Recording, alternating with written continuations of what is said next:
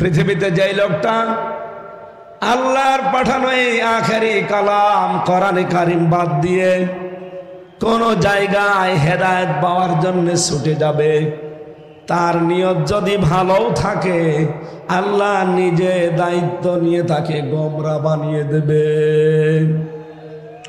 চট্টগ্রামবাসী শব্দের দিকে খেয়াল করলে আমরা দেখি নবীজি যদি দল্লা ইয়াদিল্লু দিতেন, সোলাসি মুজাররদ থেকে যদি এ শব্দটা আসতো, বাংলা অর্থ দাঁড়াতো আপনি নিজেই নিজেকে খারাপ বানিয়ে ফেলেছেন।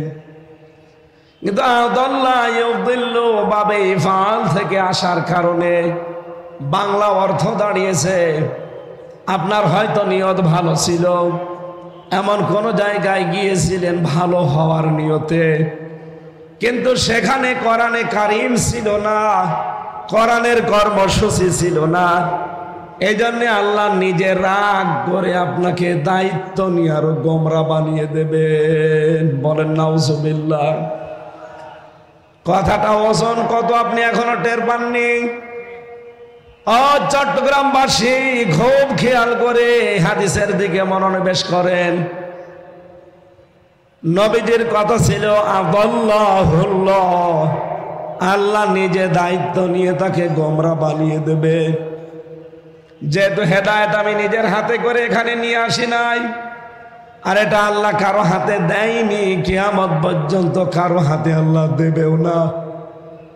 কোরআনে কারিম জানিয়েছে লাইসা আলাইকা হুদাহুম ওয়ালাকিন্নাল্লাহা ইয়াহদি মাইয়াশা। সূরা বাকারা 3 নম্বর পারার ভেতরে আছে 5 নম্বর পৃষ্ঠার 5 নম্বর লাইনের 272 নম্বর আয়াতের প্রথম অংশে আছে। আয়াতের তাফসির আমি প্রায় 12 থেকে 13টা তাফসির মিলিয়ে দেখেছি। সব মুফাসসির আয়াতের ব্যাপারে বক্তব্য একই দিয়েছেন। রব্বুল আলামিন বলেন, হেদায়েত দেওয়া হে নবী আপনার কাজ না, এটার দায়িত্ব শুধুমাত্র আমি আল্লাহর। জোরে বলেন সুবহানাল্লাহ। হযরত আবু হুরায়রা একবার গাছ লাগাচ্ছিলেন রাদিয়াল্লাহু তাআলা আনহু। হঠাৎ তিনি আনন্দে লাফিয়ে উঠলেন। লোকজন জিজ্ঞাসা করে, আবু হুরায়রা ভালোই তো লাগছিল, হঠাৎ করে আনন্দে লাফালেন কেন?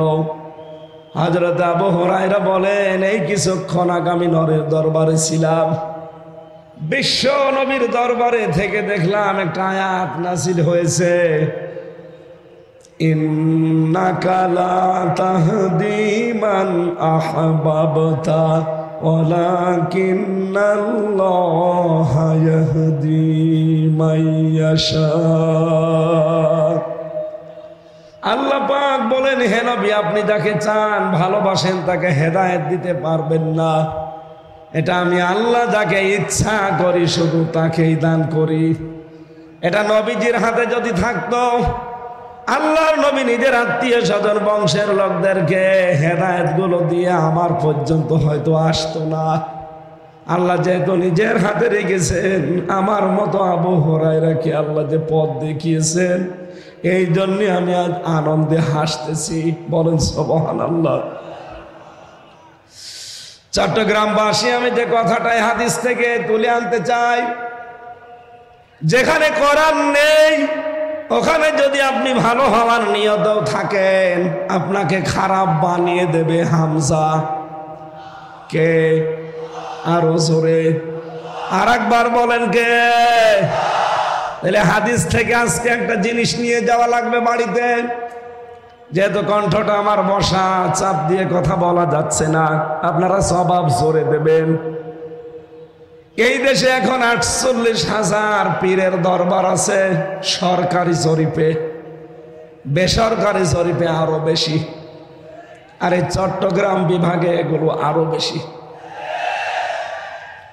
এই অঞ্চলে তো ঘরে ঘরে আল্লাহর ওলি। এক কথা বলেন না কেন?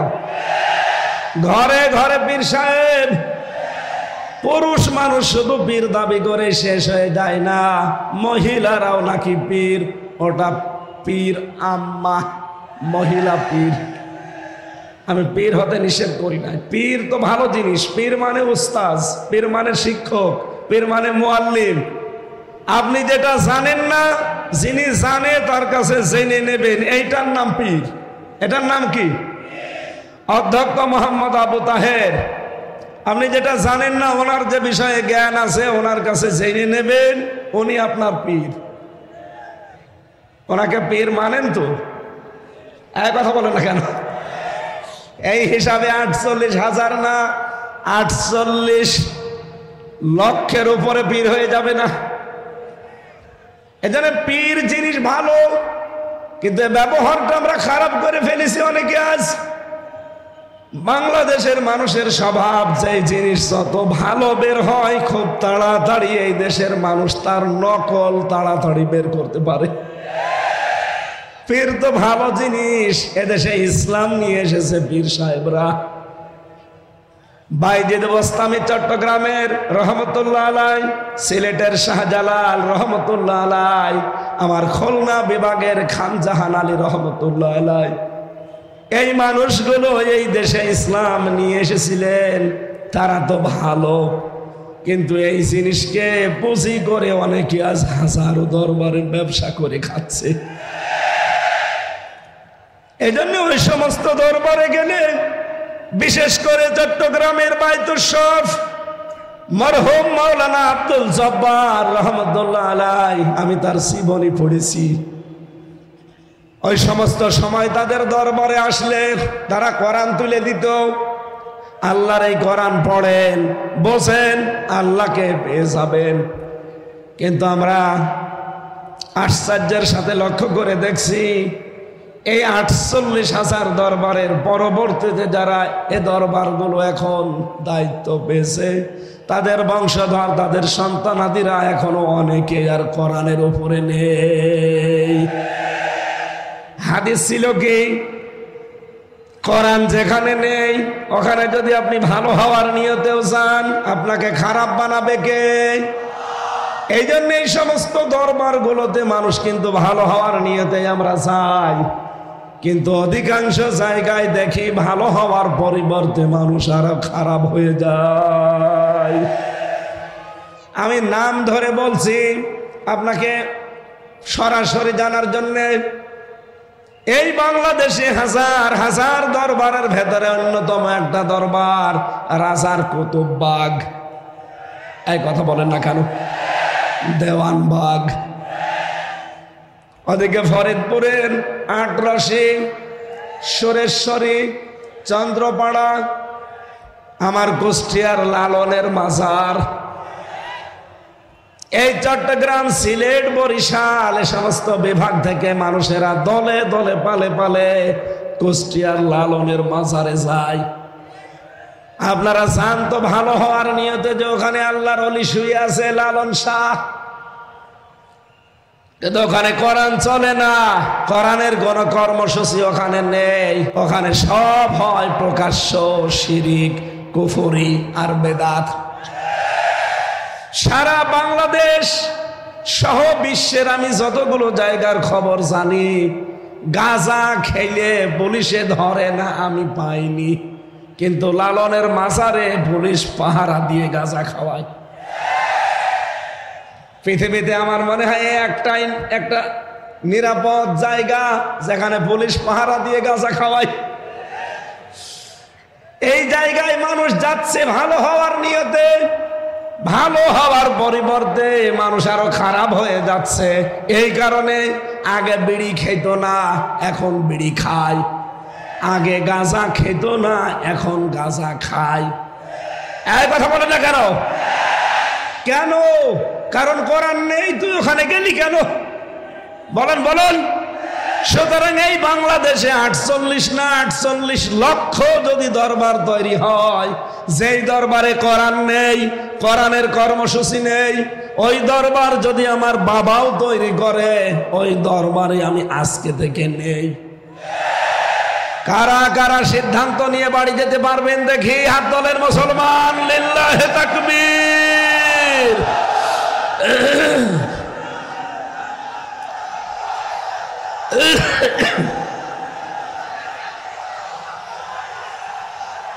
আলহামদুলিল্লাহ।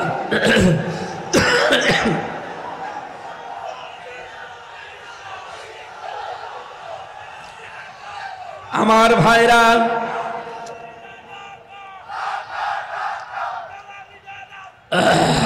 বসে, আমি যে কথাটা বললাম এটা যদি সত্যিই মেনে নিতে পারেন, শুধুমাত্র এই কয়জন আমার সামনে না, এটা রেকর্ড হচ্ছে, তামাম দুনিয়ার বাংলা ভাষাভাষী মানুষ যারা আছে সবাই শুনছে। এমনকি জেলখানার ভেতরে আমি 3টা বছর দেখেছিলাম, বড় বড় তাফসির মাহফিল গুলো বাংলাদেশে যেখানে অনুষ্ঠিত হতো, এগুলোর ভেতরে টিভির পর্দা দেওয়া আছে, অনেক কারারক্ষীর মাধ্যমে এই মেমোরি কার্ডে ওয়াজ তাফসির এগুলো ভরে মানুষকে দেওয়া হতো, ওরা শুনতো। তার মানে কাল এই মাহফিলটা চট্টগ্রামের নামে বাংলার বিভিন্ন জেলখানায় আসামিরা শুনতে পাবে। বহু মানুষের ভেতরেও বিভ্রান্ত হয়। আমি একটা উদাহরণ বলছি, আমার সাথে জেলখানায় ছিল একজন 25 বছর চিত্রনায়ক সোহেল চৌধুরী হত্যা মামলার আসামি মামুন। আমরা 2:30-3টায় উঠতাম জিকির করার জন্যে, তাহাজ্জুদ পড়ার জন্যে। দেখতাম ওই ভাই 3টার দিকে উঠে জোরে জোরে জিকির করতেছে, কোন জাতের জিকির না, বানানো জিকির। কি জিকির? উনি জিকির করছে ইয়া রাসূলুল্লাহ, ইয়া রাসূলুল্লাহ। কি গো? মাওলানা মামুনুল হক আর আমি এক জায়গায় ছিলাম, নামাজ ভুল হয়ে যেত ওর জিকিরের ঠেলায়। একদিন ডাক দিয়ে বললাম যে ভাই কি করেন? হুজুর জিকির করি। কিসের জিকির? রসুলের এশকে। ও, আপনি ইয়া রাসূলুল্লাহ, ইয়া রাসূলুল্লাহ জিকির পেয়েছেন কোথায়?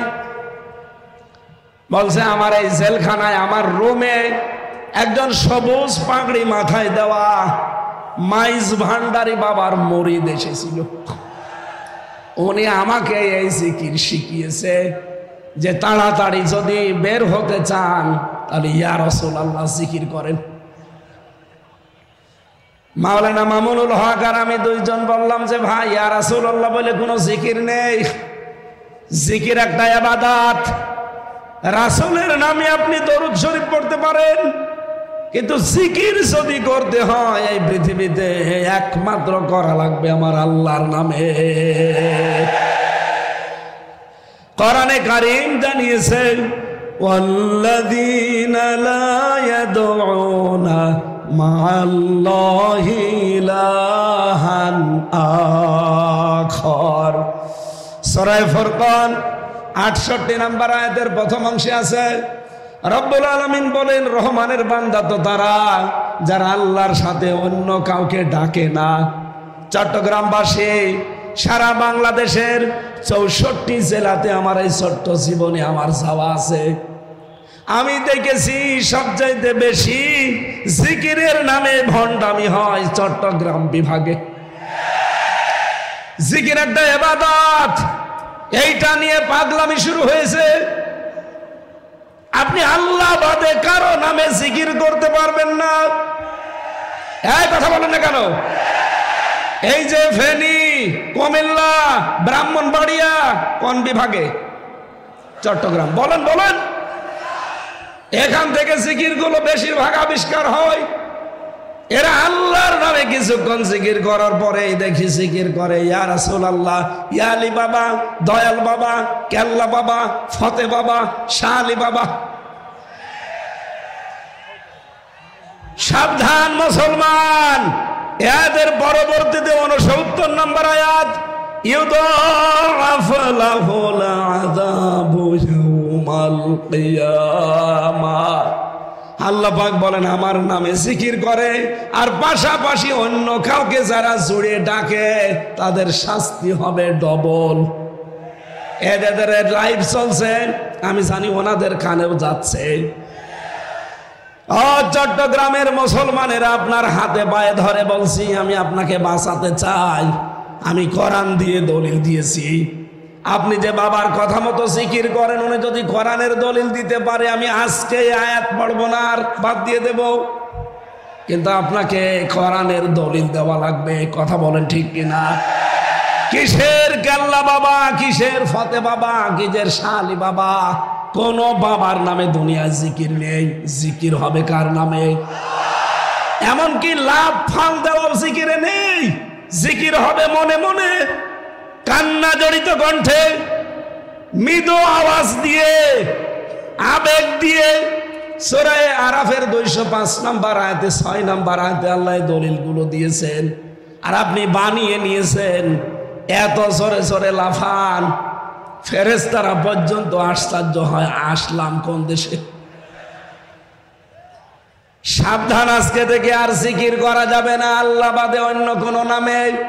জেলখানায় 25টা বছর ওই লোকটা, সে একটা মাসলুম মানুষ হয়ে গেছে। তাকে আপনি একটা ভালো জিকির শিখিয়ে দেবেন না, একটা নতুন আবিষ্কার করা জিকির আপনি শিখিয়ে তার জীবনটা আপনি ভুল পথে ঠেলে দিলেন। নিজেও তো জাহান্নামে যাচ্ছেন, ওই মানুষটাকেও সাথে নিয়ে যাচ্ছেন। এই কথা বলেন না কেন? সুতরাং বাংলাদেশে আলেম নামে কিছু জালেম পয়দা হচ্ছে। আমি নাম নিতে চাই না, তাদের আমার ঘৃণা লাগে।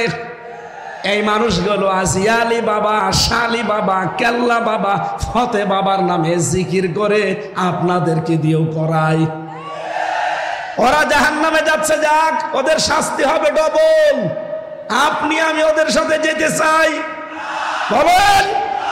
সুতরাং আজকে সিদ্ধান্ত নিয়ে যারা হাত তুলেছেন, কোরআন যেখানে নেই আমি ওখানে আজকে থেকে আর নেই। তাহলে হেদায়েত আপনাকে আমার আল্লাহ দেবে। দ্বিতীয় পয়েন্টে পেয়েছি, বাংলাদেশে এখন 48টা রাজনৈতিক নিবন্ধিত দল, এর বাইরে আরো আছে নিবন্ধনের বাইরে, সব মিলে প্রায় 84টা হবে। যতগুলো দল এই দেশে রাজনীতি করছে, যেই দলের কর্মসূচিতে কোরআন নেই, কোরআনের কর্মসূচি নেই, আল্লাহর কসম আপনি যদি ভালো হওয়ার নিয়তেও সেখানে থাকেন, নিজে আল্লাহ দায়িত্ব নিয়ে আপনাকে আরো খারাপ বানিয়ে দেবে।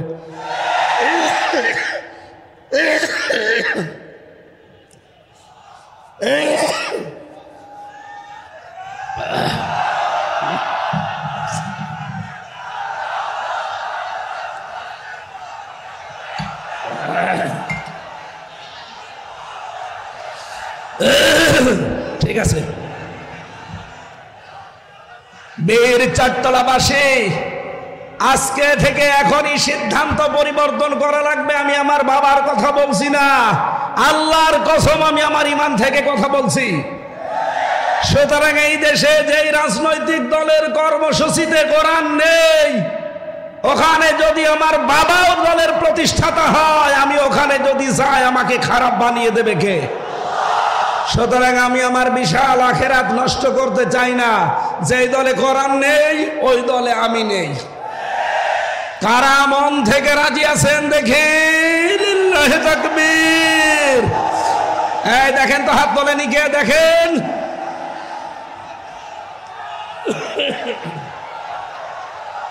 আলহামদুলিল্লাহ, মাহফিল সাকসেস। বসেন, আমি তো বসতে আর বলি না, বসেন। আলহামদুলিল্লাহ, মাহফিল সাকসেস। আর ওয়াজ লাগবে না, এবার মোনাজাত করে দি। আবার কি ওয়াজ করব? যেই দরবারে কোরআন নেই, যেই দলে কোরআন নেই, এগুলো বাদ দিলে বাংলাদেশে একামতে দিন ছাড়া আর কিছু থাকে না। কথা বলেন না কেন? দল মত নির্বিশেষে হাদিসের এই উপরে আমল করার তৌফিক কামনা করছি, আল্লাহ যেন দান করেন। বলেন আমিন। আমার আজকের আলোচনার বিষয়, না আমি চালাবো তো অবশ্যই, আমি এমনি বললাম। আমার কণ্ঠটা শুধু মানে সাপোর্ট দিচ্ছে না তাই। আসলে কালকে চুয়াডাঙ্গা জেলা তো গরিব জেলা, ওদের মাইক ওই রকম বাদাম বেচা মাইক, ওরা আমার কণ্ঠটা নষ্ট করে দিয়েছে। ও সেলায় আর যাওয়া যাবে না। শ্বশুর বাড়ি আমার ওই সেলায়, আমার বাবারও শ্বশুর বাড়ি, আমারও শ্বশুর বাড়ি, এই জন্য বেশি বদনাম আর করা যাচ্ছে না। কিন্তু আমার বাবার শালারা, আমার শালারা আমার কণ্ঠটা কালকে এরা নষ্ট করে দিয়েছে। আমি এত আশা নিয়েছিলাম যে আজকে চট্টগ্রামের এই ঐতিহাসিক প্যারেড ময়দানে একটা নতুন বিষয়ের ওপরে আলোচনা করবো আপনাদের সামনে, কিন্তু কণ্ঠ সাপোর্ট করছে না। জোরে কথা বললে এই যে স্তরগুলো ভেঙে যাচ্ছে। কয়টা স্তর পার করে কথা হয়? একটু মাঝে মাঝে ঝামেলা হলে আপনারা কিছু মনে করেন না, আসলে সাপোর্ট দিচ্ছে না। 3টা বছরে জালেমরা এমন কোন টর্চার করে নাই। ফাঁসির ওই কন্ডেম ছেলে আমার 11 ঘন্টা টাঙিয়ে মাজায় দড়ি দিয়ে পিটিয়েছে। খাবার দাবার তো দিতই না, ওই যেন মরে না যায় তাই। যোগাযোগ বিচ্ছিন্ন, আমার দিকে সিসি ক্যামেরা তাক করা, কেউ যেন আমার সাথে কথাও না বলে। আর দায়িত্বে দিতেও আমার কারারক্ষী যারা, দেবদুলাল, সুব্রত বালা, কাঞ্চন কুমার, অসিত রায়, তো সব আল্লাহর ওলি। এর কাছে আলেমি কি আর জালেমি কি? ওর কাছে যে 2-1টা কোরআন হাদিসের কথা বলবো, ও তো আল্লাহকে বিশ্বাস করে না।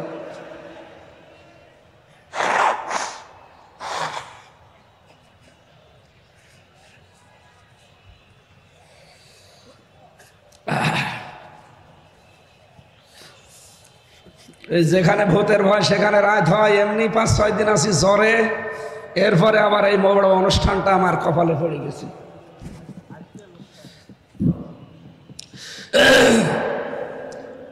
আমি এক কথায় জবাব দিলাম না, মাহফিল যা বলার হয়ে গেছে। কিন্তু আপনারা যদি এই 2টা কথা ঠিক রাখতে পারেন, আল্লাহর কসম এদেশে ইসলাম সামনে আমাদের চোখে আমরা দেখতে পাচ্ছি। কারণ বিজয় যদি আসে তাহলে 9টা লক্ষণ আল্লাহ মানুষকে দেখায়। সূরা নসরের প্রথম 2টা আয়াতে আপনি দেখবেন 2টা আছে, ইযা জা নাসরুল্লাহি ওয়াল ফাত, যখন আসবে আল্লাহর সাহায্য তখন আপনি বিজয় দেখতে পাবেন। বিজয়ের চিহ্ন, নমুনা, সিমটাম 9টা। কয়টা? তার প্রথমটা হচ্ছে ওয়ারাইতান নাস ইয়াদখুলুনা ফি দীনিল্লাহি আফওয়াজা। হে নবী, আপনি দেখবেন দলে দলে, পালে পালে মানুষ ইসলামে প্রবেশ করছে। আপনি 2024 সালের আগস্টের 5 তারিখের আগ পর্যন্ত জরিপগুলো দেখবেন, বাংলাদেশ সহ ইন্টারন্যাশনাল যত জরিপ আছে এগুলোর খোঁজ খবর রাখা লাগবে আমাদের চোখ কান খোলা রেখে। এর আগের জরিপ আমি দেখেছিলাম, মাত্র 100 জনের 15 জন মানুষ চাইতো এদেশে ইসলাম কায়েম হোক। মাত্র 100 জনের 15 জন, তার ভেতরে হয়তো একজন আলহাজ শাহজাহান চৌধুরী আছে। এই 100 জনের 15 জনের ভেতরে উনি একজন। অথচ এই 5.5 মাসের ব্যবধানে ভয়েস অফ আমেরিকা, মাইক্রোসফট, আমেরিকার গোয়েন্দা সংস্থা 3 দিন আগের রিপোর্ট, ওরা বাংলাদেশ সহ বিশ্বের যতগুলো দেশ নিয়ে রিপোর্ট করে, ওরা তো আর আমাদের মামাতো ভাই, খালাতো ভাই না। এই কথা বলেন না কেন?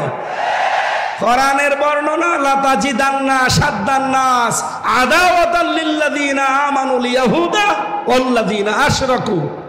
হে নবী, আপনি মুসলমানদের চরম এবং পরম শত্রু, দুশমন হিসাবে 2টা জাতিকে দুনিয়ায় দেখবেন, জঘন্যতম দুশমন। একটা হচ্ছে ইহুদি আর একটা মুশরিক।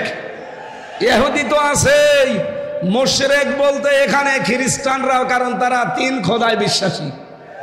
পৃথিবীতে শুধু মুসলিম বাদ দিয়ে 4,500 ধর্মের লোক আছে, সবাই প্রকারান্তে মুশরিক। এই কথা বলেন না কেন? সেই হিসাবে তারা যেহেতু মুশরিক, ওরা কখনো মুসলমানের কোনো উপকার হোক এমন খবর প্রকাশ করা ওদের দ্বারা সম্ভব না। কিন্তু সত্যটা প্রকাশ করে দিয়েছে। আমেরিকার গোয়েন্দা সংস্থা জানিয়েছে বাংলাদেশে 3য় একটা ইসলামপন্থী শক্তির উত্থান হতে যাচ্ছে। এই দেশে এখন 100 জনের 58 জন মানুষ চাচ্ছে যে দেশে ইসলাম কায়েম হোক।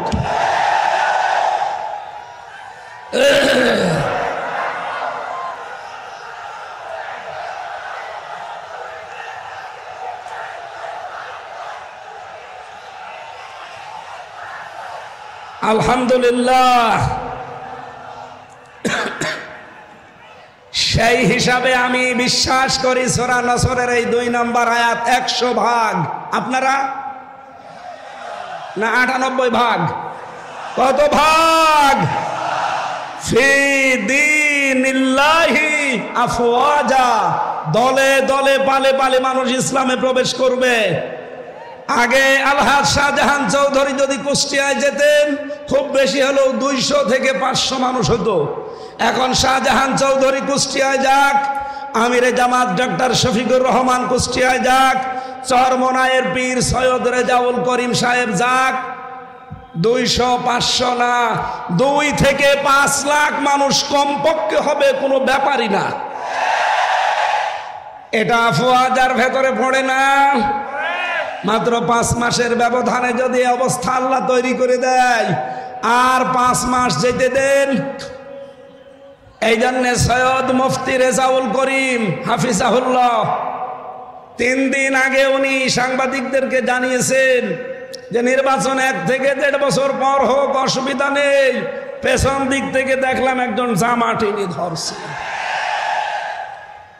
তার মানে সে বুঝে ফেলেছে যে না, হবে না। এ হুজুর সব এক হয়ে গেছে। দেশের দাড়িওয়ালা, টুপিওয়ালা, নামের আগে যাদের মোহাম্মদ, নামের শেষে হুসাইন, এদেরকে আর থামানো যাচ্ছে না। এরা সব এখন এক হয়ে গেছে। সুতরাং আমি বিশ্বাস করছি কিছুদিনের ভেতরে দেখবেন 100 জনের 100 জন মানুষ বাংলাদেশে বলবে আমরা কোরআনের রাজ কায়েম করতে চাই। আল্লাহ যেন এটা দেখে মরার তৌফিক দেন, বলেন আমিন। জেলখানার 3টা বছরে ফাঁসির কন্ডেম সেলের ভেতরে যেহেতু যোগাযোগ বিচ্ছিন্ন ছিলাম, আল্লাহর সাথে সম্পর্ক আমার খুব ভালো ছিল।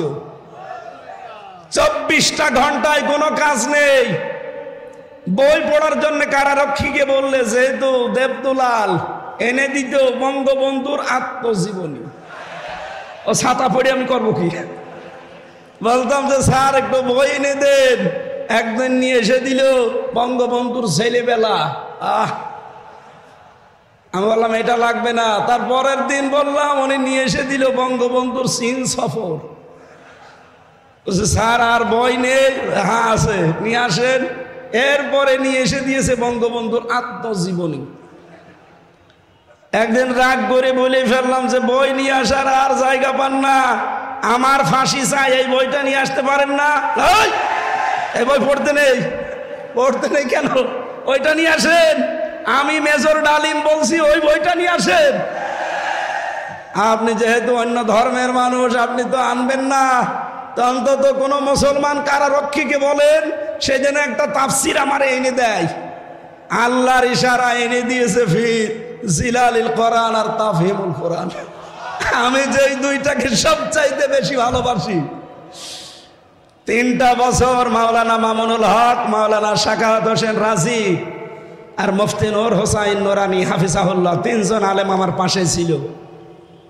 খুব বড় মাপের আলেম তারা, কওমি মাদ্রাসার বড় ভালো মানুষ।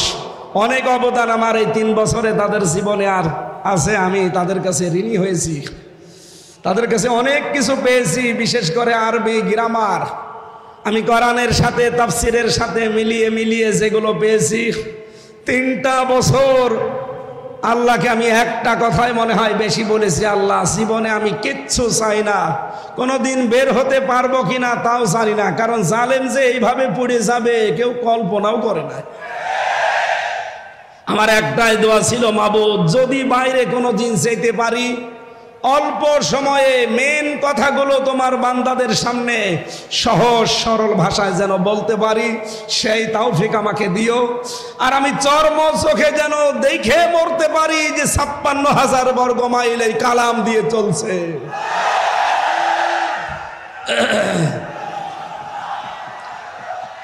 আলহামদুলিল্লাহ। যেহেতু আমি মাসলুম ছিলাম ওই সময়, 3টা বছরই আমি প্রায় অসুস্থ ছিলাম। মাঝে মাঝে কারারক্ষীদেরকে কিছু হাদিয়া তৌফা দিয়ে বলতাম যে ভাই কিচ্ছু চাই না, শুধু আল্লামা সাইদির উনি যেহেতু হাসপাতালে থাকে মাঝে মাঝে, আমার একটু হাসপাতালে নিয়ে চলেন, অন্তত 10-15 মিনিট সময় পাই, আল্লাহর ওলির কাছ থেকে শেষ কিছু কথা শোনা যাবে। উনি আমার শেষের দিকে 10টা মিনিট উপদেশ দিয়েছিলেন, হামজা আমার হয়তো জীবনে বের হওয়া যাবে কিনা জানি না, তবে যদি বাইরে যেতে পারো, আমার 2টা কথা বেশ ভালো মনে আছে, চট্টগ্রাম আর খুলনা, এই 2টা জায়গার নাম তিনি বলেছিলেন যে এই 2 জায়গায় যদি যেতে পারো, বাংলার জনগণকে এই 2 জায়গায় জানাবে কোনদিন আমি কোরআনের কথা বলতে পিছপা হইনি, তোমারও নির্দেশ দিলাম কোনদিন পিছপা হবা না। এটা আমার মাথায় হাত দিয়েছিল, আমার মনে হচ্ছে এখন ওনার হাত আমার মাথায় লেগে আছে। আমি ওনার ওই কথাটা যেন মরণের আগ পর্যন্ত মেনে চলতে পারি, আল্লাহ তৌফিক দেন, বলেন আমিন। কারণ সেই জবান কোরআন বলে, ওই জবানে কোনো ভয় থাকা উচিত না। কথা বলেন। রব্বুল আলামিন বলেন কিতাবুন উনজিলা ইলাইকা ফালা ইয়াকুন ফি সাদরিকা হারাজুম মিনহু লিতুনযিরা বিহি ওয়া যিকরা লিল মুমিনিন। বলেন আল্লাহু আকবার। সূরা আরাফের 2 নম্বর আয়াতে আল্লাহ বলেন এই যে একখানা কিতাব, হে নবী আপনাকে আমি দিলাম, কি করবেন এটা নিয়ে? মানুষকে যখন এটা দিয়ে সতর্ক করবেন, আপনার মনের ভেতরে যেন কোনো সংকীর্ণতা না আসে, কোনো ভয় ভীতি দ্বিধা দ্বন্দ্ব সংশয় সন্দেহ, এরকম 33টা অর্থ আছে এই শব্দের। আপনার মনের ভেতরে যেগুলো জায়গা না পায়, আমরা তো ওই মন নিয়েই কথা বলতে চাই, কিন্তু এই 15.5 বছরে ওই মন নিয়ে কথা বলতে গিয়ে সালেমরা আমারে আটক করে রেখেছিল। আমার মতো হাজার হাজার আলেমদেরকে তারা জেলখানায় আটক করেছিল। কথা বলেন ঠিক কিনা? কিন্তু আলেমদের কণ্ঠ রোধ করা গেছে। মুফতি জসিমউদ্দিন রহমানী 12 বছর পরে বের হয়ে আপনি তাকে থামাতে পেরেছেন। মাওলানা মামুনুল হক 3 বছর পরে বের হয়ে থামাতে পেরেছেন। আল্লামা সাইদি রহমতুল্লাহ আলাইহি 13 বছর পরে যদি বের হতেন, তাকে থামাতে পারতেন না। এই জন্য আমরা চেষ্টা চালাবো হারাজন শব্দের হক আদায় করে কথা বলার। হারাজনের ব্যাখ্যা আমি পেয়েছি 2টা। 1 নম্বরে তাফসিরে ফি জিলালিল কোরআনে পাবেন, রব্বুল আলামিন বলেন হে নবী আপনি যখন কোরআন প্রচার করতে যাবেন, অনেক মানুষ এমন আছে আপনার কণ্ঠে কোরআন শোনার পর ওরা না বুঝে মন খারাপ করতে পারে, এরকম মানুষ চট্টগ্রাম বিভাগে নেই? আছে। ওই যে আলহাজ শাহজাহান সাহেব বলছিলেন না যে আমরা আপনাদের শত্রু না, আপনারা বিভিন্ন দরবারের নাম নিয়ে বিভিন্ন কল্যাণের নাম নিয়ে কাজ করছেন, ইসলামের করেন, কিন্তু আসেন এই মাহফিলে। আপনাদেরকে আমরা কোরআনের দিকে ডাকি, আর এটা আমরা আন্দাজে ডাকি না। কুল হাদিহি সাবিলি আদউ ইলাল্লাহ আলা বাসীরাতিন আনা ওয়া মানিত্তাবানি। সূরা ইউসুফের 108 নম্বর আয়াতে আল্লাহ বলেন হে নবী আপনি বলেন এইটাই আমার পথ, এইটাই আমি মানুষকে আল্লাহর দিকে ডাকি, আমি আন্দাজে ডাকি না, আমি বুঝে শুনে ডাকি। এইটাই আমার পথ, এবং আমাকে যারা অনুসরণ করবে তাদের এই একই পথ। সেই হিসাবে আমরা আপনাদেরকে আহ্বান জানাচ্ছি, আপনি আসেন কোরআনের কাছে, কোরআন পড়েন, কোরআন বসেন।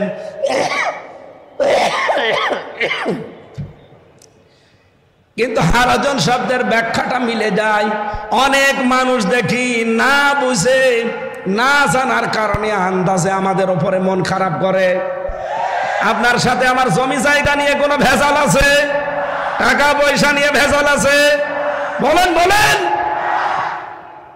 আপনি ইসলামকে বিদায় করে দিতে চান, নতুন ইসলাম আমদানি করতে চান, অথচ শান্তি কামনা করেন।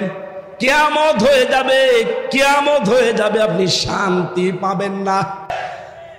এক দোকানদার, একটা ছোট্ট উপন্যাস পড়েছিলাম। এক দোকানদার, তার কর্মচারীর নাম হচ্ছে ইসলাম। তার একটা মেয়ে ছিল, নাম তার শান্তি। যেহেতু এক জায়গায় থাকে, ছেলে আর মেয়ে দুইজন এক জায়গায় থাকলে আকর্ষণ সৃষ্টি হতে পারে না। আল্লাহ 6টা জিনিসের প্রতি মানুষের আকর্ষণ তৈরি করে দিয়েছেন, তার ভেতরে 1 নম্বরে মহিলা, নারী। যেহেতু পর্দার বিধান মানে না, এই জন্য তাদের ভেতরে দেখা সাক্ষাৎ, প্রেম, মন দেওয়া নেওয়া। শেষ পর্যন্ত মালিক টের পাওয়ার পরে বলছে, দেখো আমার বাড়ির কর্মচারী আর আমার মেয়ের সাথে লাইন, আচ্ছা করে পিটিয়ে চাকরি শেষ করে বাড়িতে তাড়িয়ে দিয়েছে। ইসলাম চিন্তা করছে, মালিক তোমার এই শান্তির কারণে আজ আমি মার খেলাম, চাকরি হারালাম, দেখি ওই শান্তি কয়দিন বাড়ি থাকে।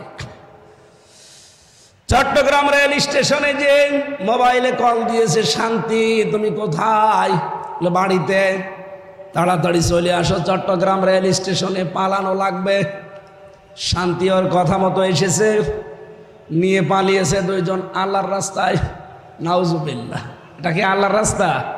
শয়তানের রাস্তা। বিয়ের আগে যারা পালিয়ে যায় কি আল্লাহর রাস্তায় যায় না শয়তানের? এই জন্য বিয়ের আগে প্রেম করা জায়েজ নেই, প্রেম হবে বিয়ের পরে। এই কথা বলেন না কেন? বিয়ের পরে যদি সত্যি আপনি প্রেম করতে পারেন, এই যে মোতাহার ভাই আজ 16 বছর পরে ঠাকুরগাঁও বাড়ি, আমার সাথে জেলে ছিল বিডিআর, 16 বছর পরে বের হয়েছে, মাত্র 14 দিনের স্ত্রী রেখে। বিয়ের পরে মাত্র 14 দিন সংসার করে জেলে গিয়েছিল, 16 বছর জেল খাটার পরে কয়েকদিন আগে বের হয়েছে। এসে দেখে বউ এখনো যায়নি, ওই অবস্থায় আছে। ওনার প্রেম হয়েছিল বিয়ের আগে না, বিয়ের পরে। এখন সাংবাদিকরা বলছে, আপনি যে বিয়ে করেছিলেন কিভাবে, যে বৃত্তান্ত আসার সময় আমি শুনছিলাম। এই জন্য বিয়ের আগে যারা প্রেম করে ওদের 100 জনের 98টা সংসার টেকে না। এই কথা বলেন না কেন?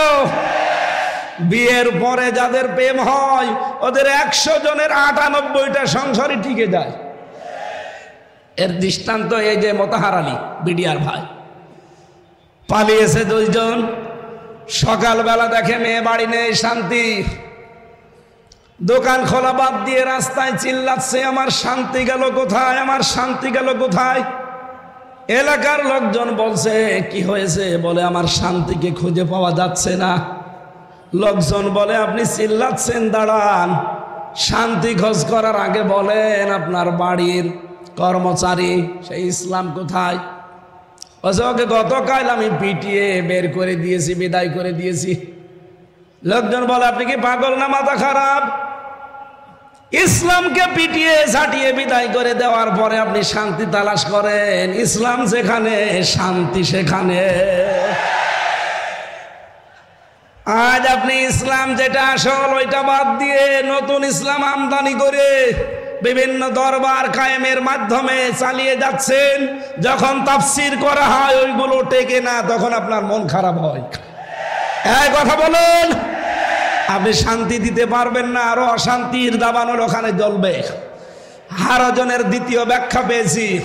হে নবী, আপনি যখন কোরআন থেকে তাফসির করবেন, ব্যাখ্যা বিশ্লেষণ জানাবেন, তখন দেখবেন সমাজে অনেক নিয়ম নীতি চালু করা আছে ইসলামের নাম বলে। যেহেতু আগে ওইগুলো ইসলাম আসলে না, মানুষের বানানো। আপনি আসল ইসলামের কথা বললে ওইগুলো টিকবে না। যারা ওইগুলো নিয়ে এতদিন আবহমান কাল ধরে বিভিন্ন নাম দিয়ে ব্যবসা করে খাচ্ছে, তারা আপনার উপরে রাগ করবে। আপনার হাদিয়া তওফা নজর নিয়াজ তখন ওরা বন্ধ করে দেবে। আমাদের সারা দেশে এখন একই অবস্থা। কথা বলেন ঠিক কিনা? কথা বলার আগেই এই 15.5 বছর তো কান পোড়া দিত। এখন কান পোড়া না দিলেও এই কথা বলে যে কোরআন থেকে আপনি কথা বলবেন, শুধুমাত্র কবরের কথা বলবেন।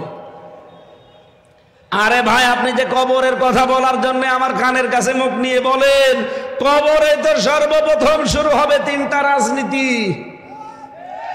যারা আজ বলেন যে কোরআনের সাথে রাজনীতির সম্পর্ক নেই, আমার এই ছোট্ট মাথার ভেতরে 918 জায়গায় আয়াত পেয়েছি কোরআন দিয়ে রাজনীতি করা লাগবে।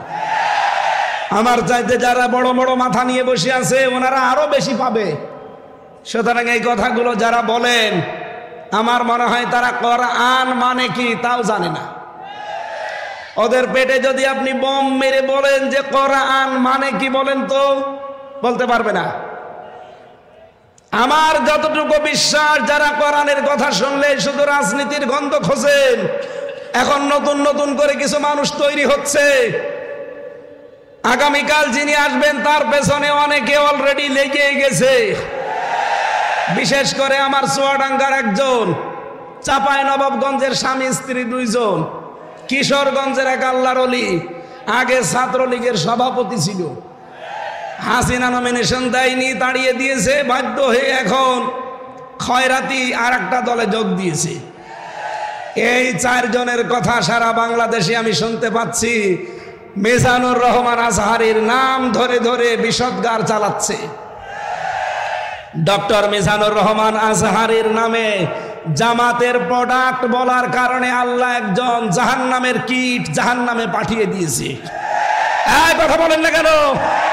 সাবেক এক প্রতিমন্ত্রীকে জাহান্নামের কীট ওইটা, কারণ তার আদর্শ মুহাম্মদ রাসূলুল্লাহ ছিল না, ওর আদর্শ ছিল কোনো এক বাবা।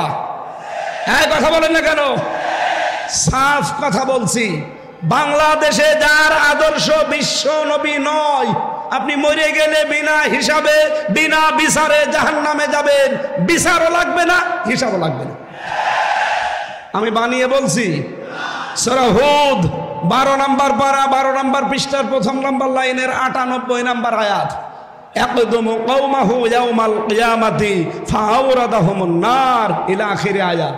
যদিও আয়াতটা ফেরাউন সম্পর্কে নাজিল হওয়া, যত তাফসীর পড়েছি সব মুফাসসির আয়াতের বক্তব্যে সামারাইজ এইটাই দিয়েছেন, যেই দলের নেতা জাহান্নামে যাবে ওই দলের কর্মী সব তার সাথে জাহান্নামে যাবে। আপনি আবার বিবেককে জিজ্ঞাসা করে দেখেন, আপনার নেতা কি জান্নাত পাওয়ার মতো? আপনি এমন নেতার আদর্শ মানেন যার রাত 9টার পরে ঠিক মতো পা মাটিতে পড়ে না, তাল গাছকে ধাক্কা দিয়ে বলে ভাই সাইড দে, আর কতক্ষণ দাঁড়াবো? এই কথা বলে না কেন? এই জন্য রাজনীতির গন্ধ না খুঁজে মাওলানা আজহারীকে যারা জামাতের প্রোডাক্ট বলে চালানোর কারণে মারা তো গেছে, আমার মনে হয় অলরেডিও জাহান্নামে চলেও গেছে। কারণ তার আদর্শ যেহেতু বিশ্বনবী ছিল না, যার আদর্শ নবী মুহাম্মদ রাসূলুল্লাহ না, সে কোথায় যাবে? আরো জোরে বলেন। এখন যারা এগুলো বলছেন জনগণকে বিভ্রান্ত করার জন্য, উনি অ্যাক্টিভ ভাবে কোন রাজনৈতিক দলের সাথে নাম লিখাননি। কথা বলেন না কেন? আরো জোরে বলেন। আরে ভাই, এই গত 4 দিন আমরা যারা কথা বলছি, মাওলানা আব্দুল্লাহ আল আমিন, মাওলানা কামরুল ইসলাম সাঈদ আনসারী, সাজ্জেদ কামাল উদ্দিন জাফরি হাফিজাহুল্লাহ, আমি আমির হামজা সহ যদি কোনো ট্যাগ আমাদের পেছনে দিতেন, তাও হয়তো কেউ বিশ্বাস না করুক, শয়তান হালকা বিশ্বাস করত। কিন্তু আপনি ওই লোকটার নামে এমন একটা ট্যাগ লাগিয়ে দিচ্ছেন, শয়তানও বিশ্বাস করে না। আল্লামা সাঈদের বিরুদ্ধে যে মামলাগুলো দিয়েছিল তার ভেতরে একটা ছিল ধর্ষণের মামলা। যেই মহিলাকে ধর্ষণের মামলা দেওয়ার জন্য ওই মহিলাকে নিয়ে এসেছে এই যে অ্যাডভোকেট তাজুল ইসলাম, উনি জিজ্ঞাসা করছে, মা আপনাকে আল্লামা সাঈদী ধর্ষণ করেছে? বলছে জি হ্যাঁ। আপনার জন্ম তারিখ কত, জন্ম সাল? যে 1975। 1975 সালে আপনার জন্ম, আর 1971 সালে উনি আপনাকে ধর্ষণ করেছে। ওটা কি রুহের জগতে? এ পোড়াটা যে বানোয়াট, এটা আমি নিজের জীবন দিয়ে টের পেয়েছি। কারণ 3টা বছরে ওরা আমার এই বানোয়াট মিথ্যা একটা মামলা সাজিয়ে ফাঁসির কন্ডেম ছেলে রেখে দিয়েছে। 3 বছর আমার জামিন দেয়নি, অথচ আগস্টের 5 তারিখের পর শুধু মামলাটা তুলতে দেরি। আদালত বলছে এ কি দেখে বিচার করব, এর ভেতরে তো কোনো মাল ম্যাটারেস নেই। আমি যে বিচার করব কোনো কিছুই তো পাই না, শুধু জামিন না জান পুরা মামলা খারিজ করে দিলাম। আমি বলতে গেলাম যে আদালত 3 বছর এই মামলা তো আপনার কাছে ছিল, তখন তো বলেননি যে কোনো মাল নেই। আজকে হঠাৎ করে কি হয়ে গেল?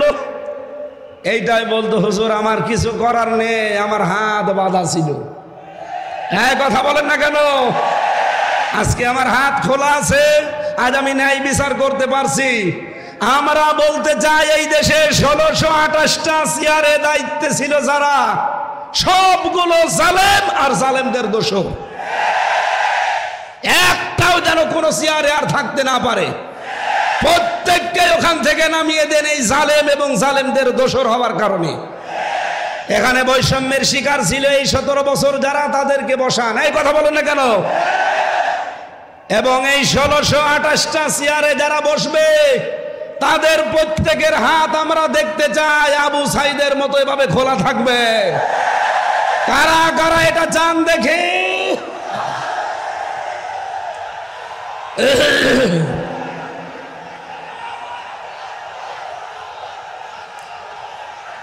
আলহামদুলিল্লাহ।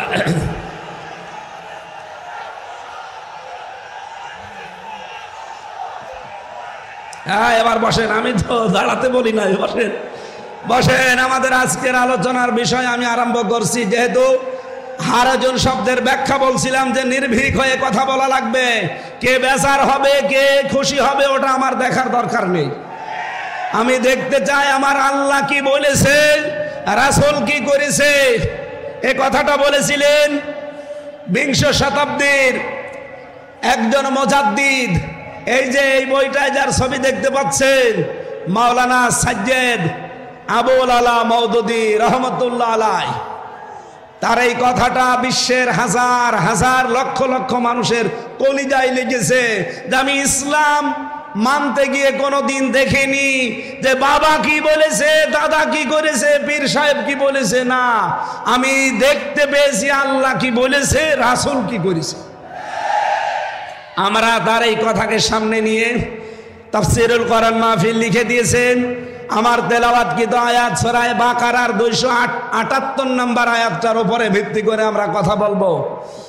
মুমিন জীবনের 7 দফা কর্মসূচি আমার আল্লাহ আমাদেরকে দিয়েছেন। মরণের আগে হলেও আমরা যেন এই 7 দফা কর্মসূচি দুনিয়ায় পালন করতে পারি, আল্লাহ তৌফিক দেন, বলেন আমিন। এই 7 দফা কর্মসূচি যদি আমরা পালন করতে চাই, এর এগেনস্টে, এর বিপরীতে আমাদের প্রকাশ্য শত্রু কে? আরো জোরে বলেন। শয়তান ও 7টা কর্মসূচি খাড়া করে রাখবে। আজকের আলোচনার বিষয় মুমিনের 7 দফা কর্মসূচি বনাম শয়তানের 7 দফা কর্মসূচি। দেখি আমরা কোনটা নিতে পারি। আল্লাহ রাব্বুল আলামিন জানিয়েছেন, ইয়া আইয়ুহাল্লাযীনা আমানু আতিউল্লাহা ইয়া আইয়ুহাল্লাযীনা আমানু তাকুল্লাহা ওয়া যারু মা বাকিয়া মিনার রিবা ইন কুনতুম মুমিনিন। এই বসেন বসেন, খুব গুরুত্বপূর্ণ বিষয়। এখান থেকে আজকে নিয়ে বাড়ি যাওয়া লাগবে। আমার প্রথম মুমিন জীবনের কর্মসূচি দফা 1 নম্বরে আমার আল্লাহ দিয়েছেন, মুমিন যেই সমাজে থাকবে ওই সমাজে সুদ থাকতে পারবে না। এই জন্য আল্লাহ ইমানদারকে ডাক দিয়েছেন, ওহে যারা ইমানের দাবি করো, আমাকে ভয় করো। ওয়াদারু মা বাকিয়া মিনার রিবা, সুদের যত বকে আছে সব ছেড়ে দাও। ইন কুনতুম মুমিনিন, যদি মুমিন দাবি করো। তাহলে মুমিন জীবনের 1 নম্বর দফা সুদ মুক্ত সমাজ তৈরি করা। আর এটাই বাংলাদেশে তৈরি করবে ফেরেশতারা। আরো জোরে বলেন, আরো জোরে বলেন। এই বাংলাদেশে এখন ইসলামী ব্যাংক আছে, যদিও জালেমরা এসালামের মাধ্যমে ৭৫,০০০ কোটি টাকা এখান থেকে মারিং কাটিং করে ব্যাংকটা দুর্বল করে দিয়েছে। আমরা চাই আল্লাহ পাকে ব্যাংকে আবার দাঁড় করিয়ে দেবেন। এই ব্যাংকে মোশারাকা, মোদারাবা, মোরাবাহা, বায়ে সালাম, বায়ে ইস্তেসনা, বায়ে মুআজ্জাল, বায়ে ওয়াহেদা সহ প্রায় ২৮টা নিয়ম নীতি আছে ইসলামী অর্থনীতিতে। এই বাংলাদেশে যত ব্যাংকিং সেক্টর আছে, ব্যাংকিং ব্যবস্থা আছে, সমাজে এই দেশে যদি সরকারিভাবে যাকাত কায়েম হয়, সবগুলোতে ইসলামী অর্থনীতির ভিত্তিতে ব্যাংক চলবে। কথা বলেন ঠিক কিনা? তখন ইচ্ছা করলেও আপনি আর সুদ খেতেও পারবেন না, সুদ দিতেও পারবেন না। আজ চট্টগ্রামের বিভিন্ন এলাকায় আমরা শুনেছি টাকা ছেড়ে রাখে, টাকা আসে না নেই? বলেন বলেন। 1000 টাকা দিলে মাসে মাসে 200 টাকা করে বেশি দেয়, তার মানে 1200 টাকা দেয়। এটা মায়ের সাথে জেনা করার গুনাহ হচ্ছে।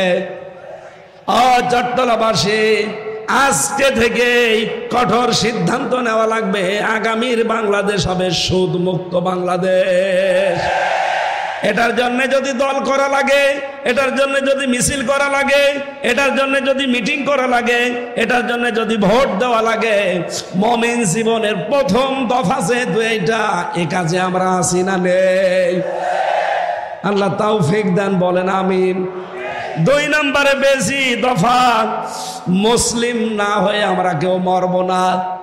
সূরা আলে ইমরানের 102 নম্বর আয়াতে আল্লাহ দলিল দিয়েছেন, ইয়া আইয়ুহাল্লাযীনা আমানুত্তাকুল্লাহা হাক্কা তুকাতিহি ওয়া লা তামুতুন্না ইল্লা ওয়া আনতুম মুসলিমুন।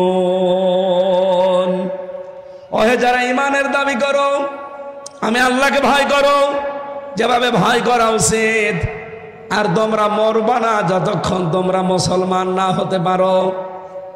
আমাদের জাতির পিতা হযরত ইব্রাহিম আলাইহিস সালাম ইন্তেকালের আগে তার কলিজার টুকরা সন্তানদেরকে ডাক দিয়ে তিনি বলেছিলেন, ওয়া ওয়াসা বিহা ইব্রাহিম বানিহি ওয়া ইয়াকুব ইয়া বানিয়া ইন্নাল্লাহ হাসতাফা লাকুমুদ্দিনা ফালা তামুতুন্না ইল্লা ওয়া আনতুম মুসলিমুন। হযরত ইব্রাহিম এবং ইয়াকুব ইন্তেকালের আগে সন্তানদেরকে ডাক দিয়ে বললেন, কলিজার টুকরার সন্তানেরা, অবশ্যই আল্লাহ তোমাদের জন্য একটা দিনকে নির্ধারিত করেছেন, মনোনীত করেছেন। দিন মানে রাতের পরে যে দিন আসবে ওই দিন, ওটা ইসলাম। দিন মানে কি? আরো জোরে বলেন। ওই দিন তোমরা দুনিয়াতে মেনে চলবা, ফালা তামুতুন্না, আর মরবা না, ইল্লা ওয়া আনতুম মুসলিমুন, যতদিন মুসলমান না হতে পারো। এজন্য মুমিন জীবনের দ্বিতীয় দফা হবে, মুসলিম না হয়ে আমরা মরব না। আল্লামা সাইদি রহমতুল্লাহ আলাইহি সারা জীবন যদি নিজে কোরআন পড়তেন, একটা শত্রু বাংলাদেশে পেতেন না। সারা জীবন যদি কোরআন বুঝতেন, একটা শত্রু তার থাকতো না। সারা জীবন যদি কোরআনে কারিম মেনে চলতেন, একটা শত্রু তার বাংলাদেশে থাকতো না। তিনি যেই বলেছেন এই কোরআন আমি নিজে পড়বো, নিজে বুঝবো, নিজে মানবো, শুধু তা না, এটা আমি মানুষকে মানাতে চাই। এই কথা বলুন। তখনই তার শত্রু হয়ে গেছে। চট্টগ্রামের আলেমদের আলেম, হাজার হাজার আলেমের উস্তাদ, হেফাজত ইসলাম বাংলাদেশের সাবেক আমির মরহুম আল্লামা শাহ আহমেদ শফি রহমতুল্লাহ আলাইহি যতদিন বলেছেন আমি কোরআন পড়বো, বুঝবো, নিজে মানবো, একটা শত্রুতার ছিল না, এদেশে অনেকে চিনতও না। যেই বলেছে না আমি এটা মানুষকে মানাতে চাই, তখনই তার নাম হয়ে গেছে তেতুল হুজুর।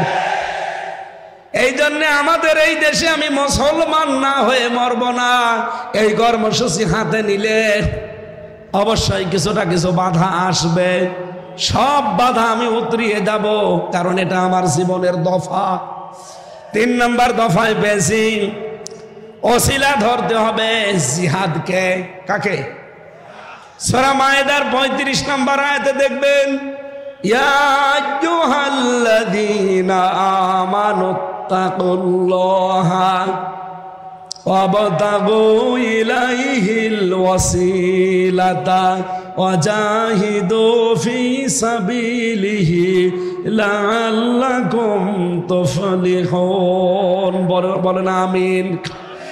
আল্লাহ ডাক দিয়েছেন ইমানদাররা আমাকে ভয় করো, আর আমাকে পাওয়ার জন্য একটা ওসিলা তালাশ করো। সেই ওসিলার নাম হচ্ছে জিহাদ।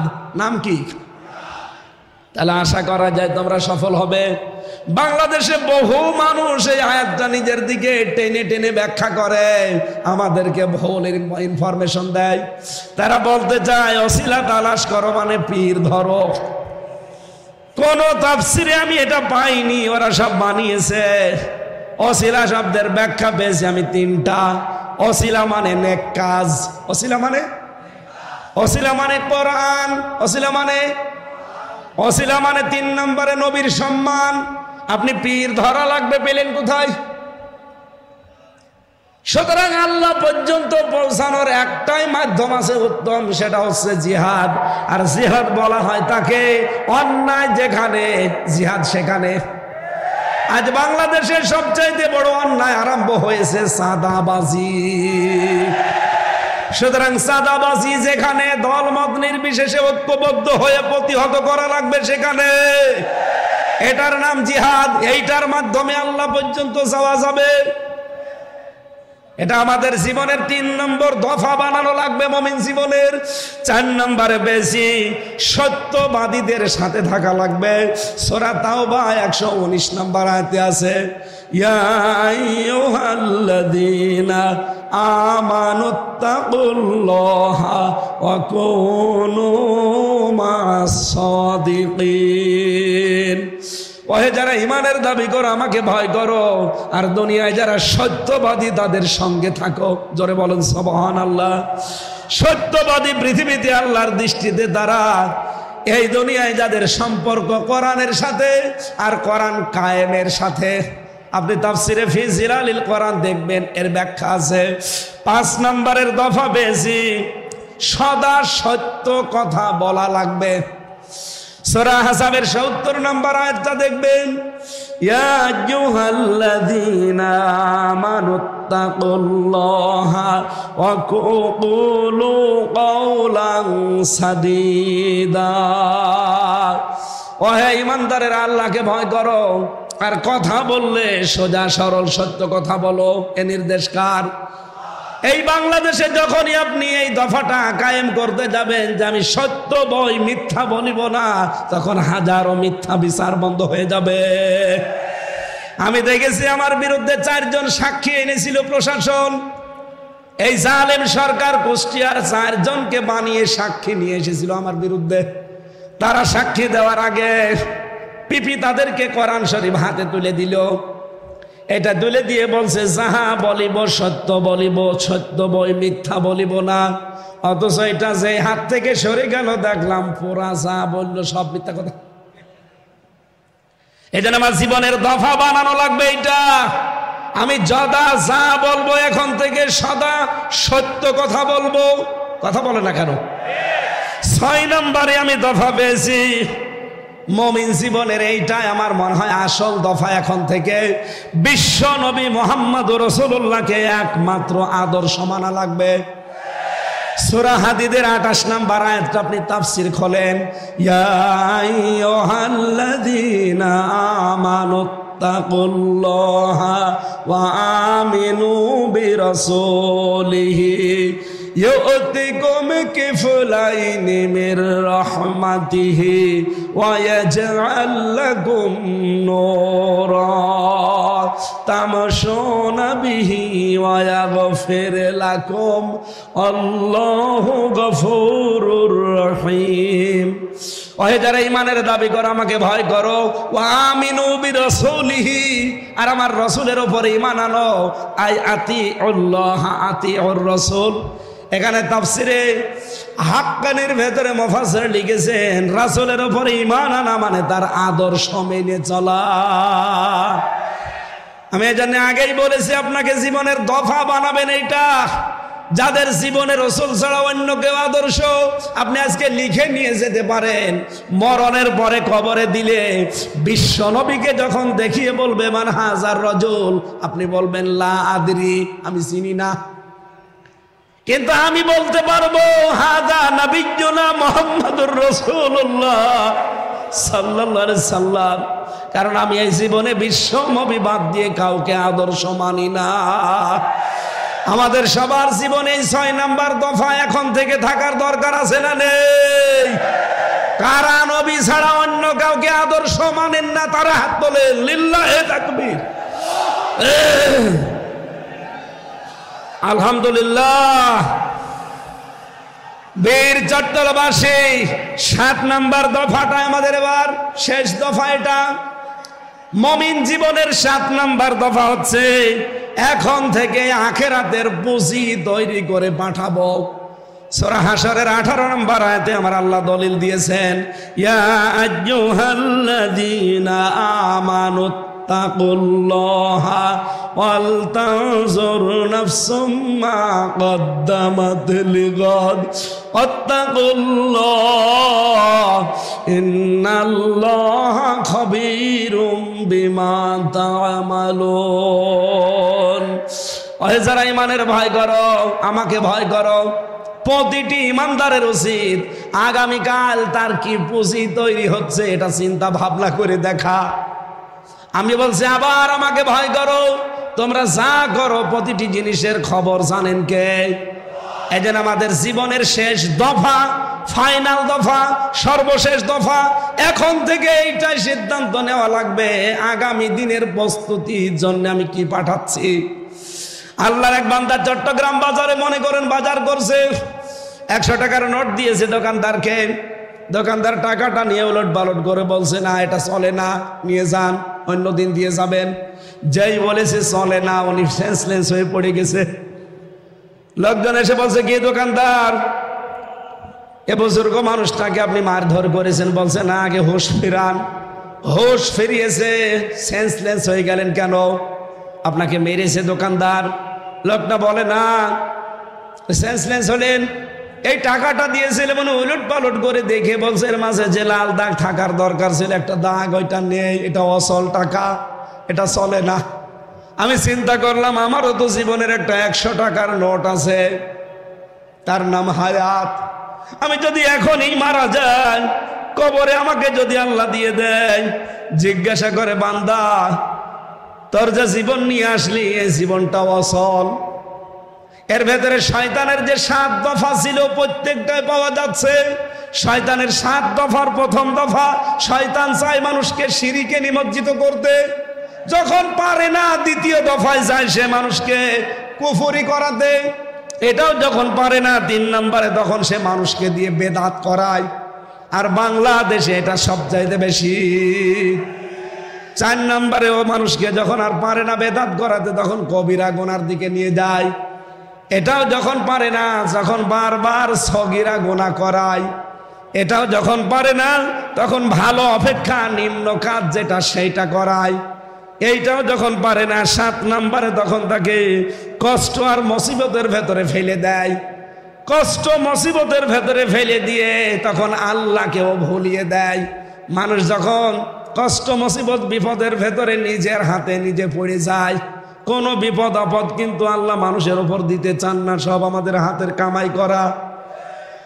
যেই বিপদে পড়ে মুসিবতে পড়ে নিঃস্ব হতে থাকে গনার কাছে, আল্লাহ রাব্বুল আলামিন তখন তাকে আকাশের চাঁদ ও ঝলসনা রুটির মতো দেখায়, তখন তার ঈমানই নষ্ট হয়ে যায়।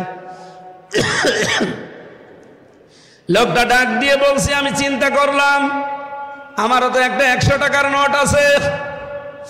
আল্লাহ পাক যদি বলে, বান্দা শয়তানের যে 7 দফা ছিল তোর আমলনামার ভেতরে, জীবনের ভেতরে সব দফাগুলো পাওয়া যায়। শিরিক পাওয়া যায়, কুফরি পাওয়া যায়, বেদাত পাওয়া যায়, কবিরা গুনাহ পাওয়া যায়, বারবার সগীরা গুনাহ করতি সেটা পাওয়া যায়, সবগুলোই তো পাওয়া যাচ্ছে। এই অসল আমলনামা দিয়ে আমার বানানো জান্নাত তোকে দেওয়া সম্ভব না। তখন আমার কি হবে এই চিন্তা করে আমি সেন্সলেস হয়ে গেছি। আমি যখন একা একা থাকি মাঝে মাঝে আমার চিন্তা হয়, রব্বুল আলামিন যদি বলে, হামজা 2024 সালের ডিসেম্বর মাসের 31 তারিখ পর্যন্ত তোরে মাফ করে দিলাম, যা, তোর জবাব দেওয়া লাগবে না। তোর এই 33 জানুয়ারি মাসের 1 থেকে আজকে 29 তারিখ, এই 30টা দিনের হিসাব দিয়ে তুই জান্নাতে চলে যা। আমার মাঝে মাঝে চিন্তা হয় একা থাকলে যে আমার এই 30 দিনের হিসাব দেওয়াও সম্ভব না। আপনারা পারবেন? এই জন্য 7 নাম্বার দফাটা এখন থেকে আরম্ভ করেন, আখিরাতের জন্য কিছু পুঁজি তৈরি করে পাঠান। আমি সহ যারা এসেছি প্রত্যেককে আল্লাহ পাক এই 7টা দফা মেনে চলার তৌফিক দিন, বলেন আমিন। শয়তানের এই 7 দফায় ঝাঁটার বাড়ি দিয়ে আজকেই বিদায় নিতে পারি, আল্লাহ তৌফিক দেন, বলেন আমিন। আগামীকাল যেহেতু এর চাইতে আরো 10 গুণ মানুষ বেশি আসবেন আপনারা, আমি জানি। এক একজন অন্তত 4-5 জন করে নিয়ে আসবেন। ডক্টর মাওলানা মিজানুর রহমান আজহারি শ্রদ্ধাভাজন বড় ভাই আগামীকাল আসবেন। আমি আমার যতটুকু কণ্ঠ এবং স্বাস্থ্য দুইটাই আজকে শেষ, একটাও সাপোর্ট দিচ্ছে না, জোর করে আসলে হয় না। যতটুকু বলেছি এই গলার উপরে আর জীবনের উপরে জোর দিয়ে আল্লাহ আমাদেরকে মেনে চলার তৌফিক দিন। আগামীতে কোনো জায়গায় সুন্নতি ময়দানে আগামীতে এক জায়গায় আসবো ইনশাল্লাহ।